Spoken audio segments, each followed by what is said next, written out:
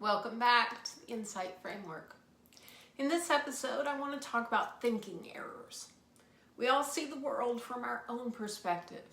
As a therapist, I'll tell you that there are at least two versions of the truth in an argument, and sometimes even more than that. Your alligator brain will certainly remember events a whole lot differently than your please pass the butter brain. What we know, though, about the way people often make assumptions is that it's pretty universal and predictable. I know, you thought you were special. The truth is that there are about a dozen different types of thinking errors that we'll cover today. Simply by increasing your awareness of them, you improve your chances of fending them off and staying in your upstairs brain under pressure. So let's get started. Dr. David Burns wrote a book called Feeling Good, the New Mood Therapy. In it, he challenged the idea of how we treat depression and introduced the idea that our thoughts contribute to our emotions. When we change our thoughts, we can better control our emotions. You may have heard of this approach being called cognitive behavioral therapy, which is quite popular today. You'll find his book and the workbook in the course materials sent to you. Let's jump right in. The first thinking error is often called all or nothing thinking. It's a very rigid view of the world and reality. It requires that there be no gray areas, no compromises. Everything is either all good or all bad. The tragedy of this type of thinking is that it eliminates our power of creative thinking to come up with interesting solutions using our frontal cortexes. Imagine negotiating a cross-country road trip with someone using this type of thinking. If you don't agree that only Marriott hotels are suitable for staying overnight, and yet you have a Motel 6 budget, you're going to have a very hard time making the trip come together. Someone with this type of thinking would just rather not even go than to concede there might be more than one way to solve problems. Internally, this thinking leads people to berate themselves constantly. If I wasn't perfect, I must be a complete failure. This self-defeating talk is harsher than we would ever consider speaking out loud. Yet we don't hesitate to use it on ourselves, some of us all day long. You might also think of this as having a mental filter, where we only see the things that align with our beliefs and ignore any other evidence. For example, our spouse says something hurtful, and now we suddenly only remember the hurtful things they've said and struggle to name positive memories about them. Just note that you will recognize many overlapping themes among these cognitive distortions, so it's important to view them as a spectrum of thought patterns, individualized to each person based on their internal context.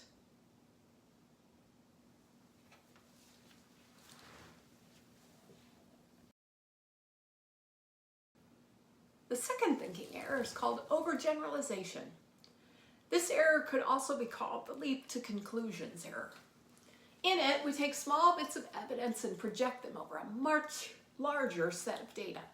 For example, a cat scratched me when I was about 6 years old. I now think that most cats are plotting world domination and the end of humankind. Now, is that factually appropriate? Of course not. But you can see how pervasive these thinking errors are in our societal norms. After September 11th, many Americans began a movement of discrimination against those who practice Islam. Now, most of those people couldn't even name the sacred text of that faith, nor compare the similarities it has with Western ideologies like Christianity. No, we decided that if there was a group of terrorists who crashed planes on U.S. soil who were Muslim, all Muslims must be terrorists. Racism, sexism, and other forms of bigotry all found their foundations in these types of generalizations, which feed on our fears of things that are unfamiliar to us, rather than inspiring our sense of curiosity and acceptance.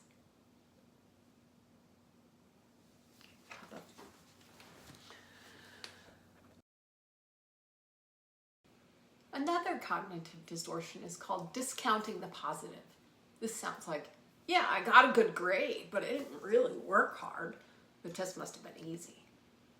Yeah, I got a positive review, but they're just saying that because they had to. Those people only pretend to like me.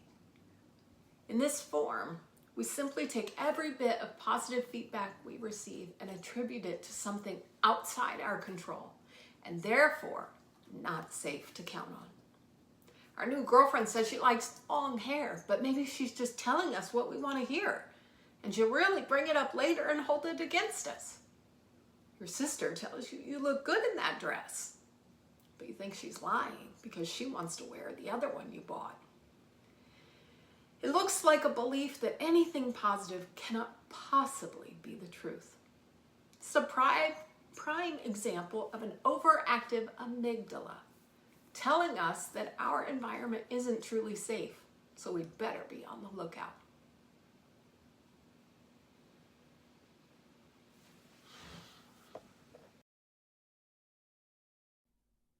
The next common error we make is jumping to conclusions. This looks like us taking a small bit of information and taking a leap to a conclusion from there. It means that we believe that we know what other people are thinking, especially when they're being negative about us. I mean, everything is about us, naturally. One trick I use to reality check my assumptions is to ask the other party to rank their position 0 to 100. Here's an example. Back in 2021, as the lockdowns were easing, I was able to visit my aging mother in California for the first time in 18 months. Her health had declined much more than I'd anticipated, and I thought I felt all this pressure to step up to help her.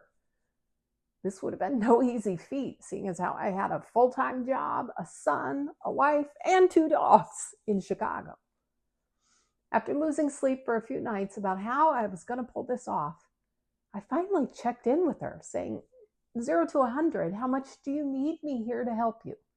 100 is, don't even fly home, move in my spare bedroom tonight, and 0 is, I love you, see you at Christmas. Now imagine my shock and hurt when she calmly said, oh, I'm probably a 25. Now, once I got past all my hurt feelings about how she didn't appreciate the sacrifices I was willing to make for her, I felt actually incredibly relieved. Here I had planned to upend anything and everything in my home life, and she didn't even want that from me. Ultimately, you even have to ask yourself the magical codependent question, am I taking care of you to actually take care of me? The takeaway for this thinking error is that it pays to validate your assumptions, especially in relationships. We may think we know what someone needs or wants from us, but the real gift is in hearing where they actually are, even if we may not want to hear it.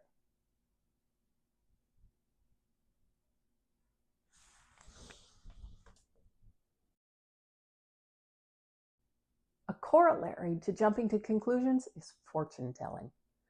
This is a thinking error where we believe we know what is going to happen. You and I both know that we rarely have enough information to reliably predict the future. Look at the career of a meteorologist. They make a living being close to accurate, and they have computer models and radar at their fingertips. When we convince ourselves that a certain outcome is guaranteed, we generally manifest exactly that outcome. We shut down any opportunity for other outcomes or creative problem solving with this line of thinking. It might also be thought of as rigid thinking. I would also submit to you that this is probably indicative of limbic dominant thinking. It's our amygdalas trying to keep us safe by anticipating threats. If we know what is going to happen, we can prepare ourselves for it. One recent example I saw of this was an extended family member asking the daughter of a man in hospice when she thought the death might occur. The daughter was horrified at the gall and thought the question was wholly inappropriate. That said, when you step away from her emotions of anticipatory grief and wanting to protect her father, You can see that the extended family member was trying to predict the outcome in order to anticipate the pain of the loss, hoping to lessen its effects. Socially appropriate? Not so much. But when we consider alligator brains, you can absolutely see why his question made sense.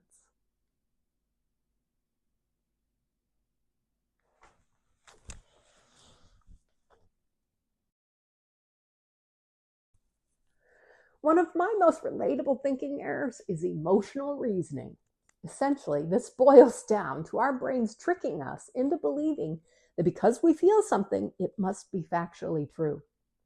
So the cornered alligator who believes we're preparing to kill it likely will not understand that we really would just like for him to get off of our lawn and go back into the pond. We might feel like we were intentionally excluded and feel hurt. From that, we might create an alternate reality where we believe we can claim that the other party meant to hurt us, that they had malicious intent, when the truth could be that it was an inadvertent error. Wars have been started for less. The emotional intelligence required here is the ability to name our emotions and then separate ourselves from the emotions just long enough to reconnect with our upstairs brains, to gather evidence, to support or deny our feelings, and to make a measured response. This is not the work of the teenage brain. These are lifelong struggles to gain this level of zen and self-regulation.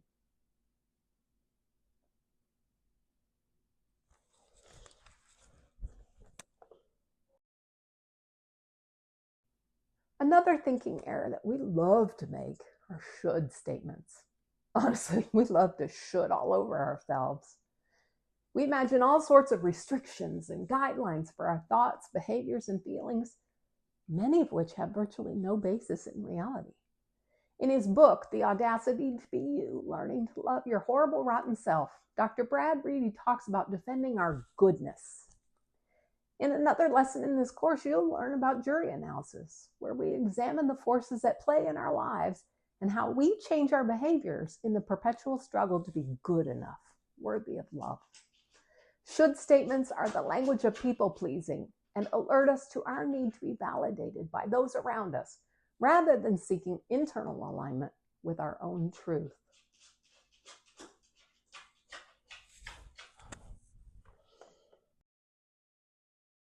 Come here. One of the final thinking errors is the fallacy of control. We believe we have much more control in situations than we actually may. Alternatively, we may claim to have little or no control over things when in fact, all we've done is abdicate our own responsibility. My happiness is my responsibility and yours is your responsibility.